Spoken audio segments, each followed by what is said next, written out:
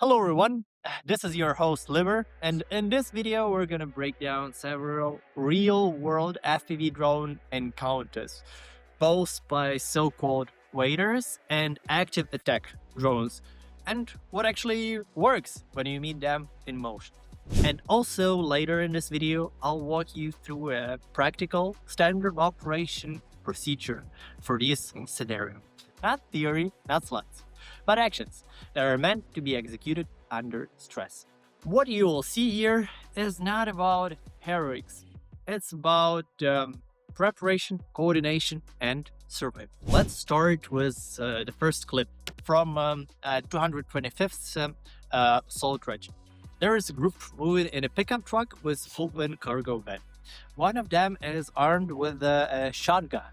Based on the loadout and the ammunition, you could see that this appears to be a mortar or fire support group, not a dedicated anti-drone team. What they encounter is what we call wader or zdum. A drone that is not actively attacking yet, it's just positioned in advance, watching the road and waiting for movement. There is an important distinction. So this type of wader drones, it gives you some time, but at the same time, it's more concealing. An attacking drone usually does not give you any time. In this case, the group detects the drone early enough and engages it with the shotgun and firepower while it's still static, or yeah, in this case, it's static. The key lesson here is the role distribution. One person drives, another person scans, and there is always a person that is ready to engage the aerial threat. I think this is more of a system because how calm they were on that encounter, it really shows you a lot that they were prepared. And now let's have a look at the second video. It's from Kalinovsky Regiment.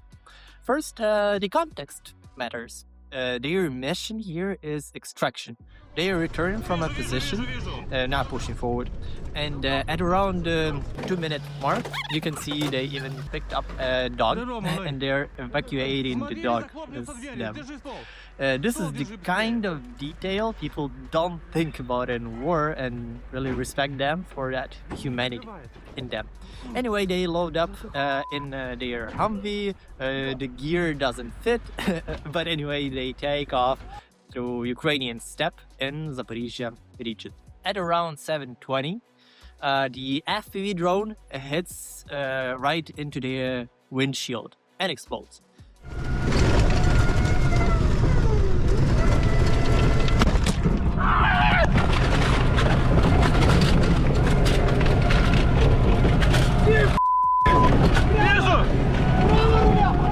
I think that's a critical moment in this whole operation. They were extremely lucky that the warhead wasn't shape or cumulative. A shaped charge hitting a lightly armored vehicle like Humvee doesn't just damage the vehicle, it just it rips through the personnel inside the cabin. And this is often fatal for everyone inside. Here, what stands out is leadership under shock. The windshield is shattered and blackened, so the driver cannot see a thing. And the group commander immediately, in a matter of seconds after FPV drone hits them, takes over external vision. He is calling out the turns, giving directions, saying where to brake and where to, just acting as the driver's eyes, and the driver just executes his commands. I think this is a textbook coordination under stress. Next comes the casualty management. You can see the driver is wounded. You can see the blood on the right arm. Likely light to moderate bleeding, nothing really too fatal. And the commander doesn't just treat the wound, he keeps the driver talking. That matters because if the driver loses consciousness, his entire group is done, finished, because they're in the danger zone now, especially given the kill zone here in Ukraine is about 20 kilometers into the both sides. They also apply a tourniquet while moving, which is impressive, and while still navigating, scanning, and still being under threat. And yeah, they even check if the dog is all right. Again, big respect for that. At around 12 minutes in this video, they realize that the vehicle is burning. Breathing becomes difficult for them. It's kind of a death timer because all of the smoke comes into the personnel bay, and they make a correct call. Bail out while still moving, which is something really out of the movies. And then they find a minimal cover under a tree, establish a position, and immediately contact medics for evacuation. Even though I understand them very well, I would still split them into two groups of two people each, so that any next FPV isn't targeting all of them at once. Anyway, great mission execution by Kalinowski Regiment. Absolute heroes, and full respect to them. I suggest this to be studied in many military academies all around the world, this specific case. What you're watching here is not just your reaction. I think it's a result of training, role clarity, and mental rehearsal. FPV drones don't give you time to think. They punish hesitation. So now let's talk what should already be in place before you meet that FPV drone. And this is the basics of each and every military in the world. It's a standard operating procedure. I would advocate that preparation is where most survivability is created. Before movement, the route should be studied and analyzed for high-risk zones. Basically, it's high grounds, ridge lines, long open stretches of road, choke points with destroyed vehicles or craters or just shitty road, basically. Areas with limited maneuver space. This information must be shared with the entire group.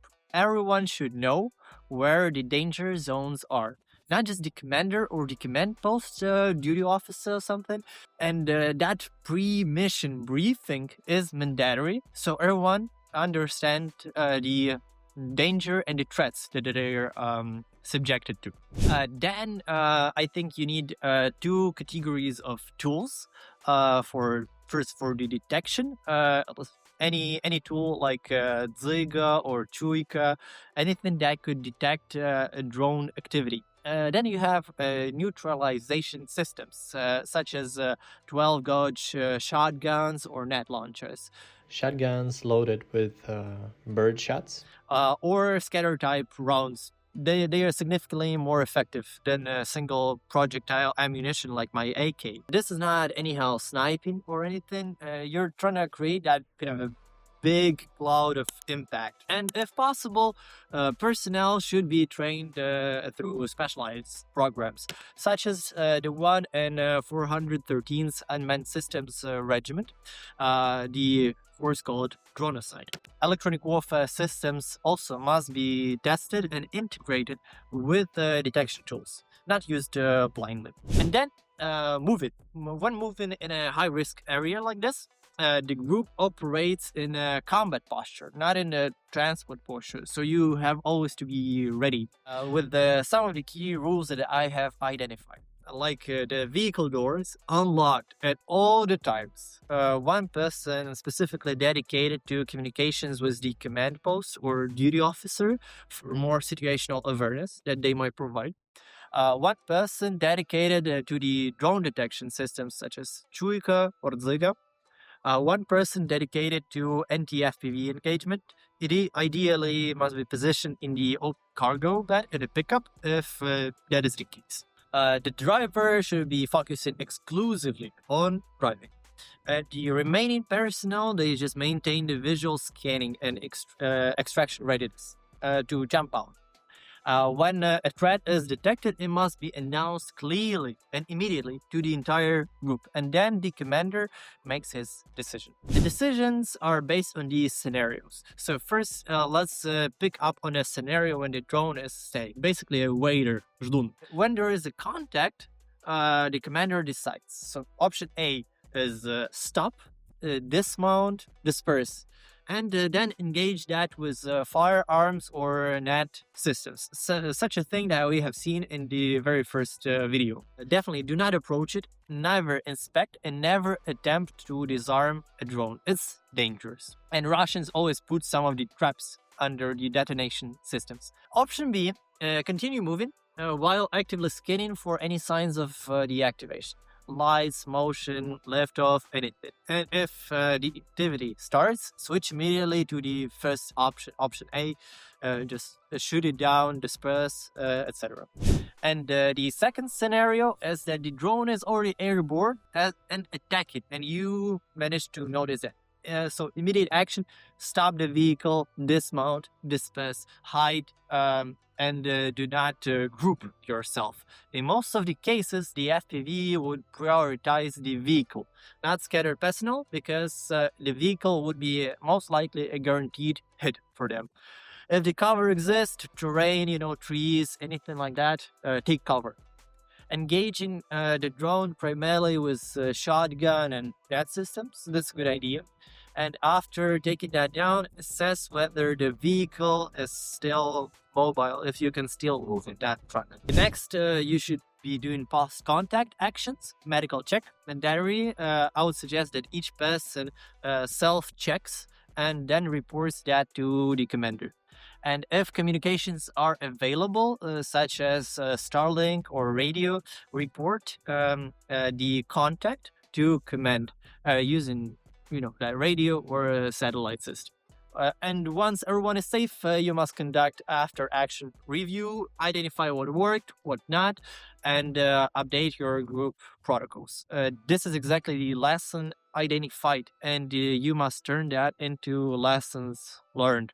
If you are studying that FPV threat and want to collaborate somehow and learn more, drop me an email at dimko@zigaspo.com. FPVs are a deadly weapon, and in most cases, we are not ready for it. But what you saw in those videos wasn't just bravery. It was a procedure under pressure, I believe. Full respect for how calm the operators were and how sharp they were.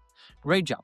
If you want to support Kalinowski Regiment, please do check out Zigaspo. Zigaspo have delivered over $5 million worth of technological aid directly to the units fighting drones on the ground and in the air. The link is in the description. Freedom to you all. Stay frosty.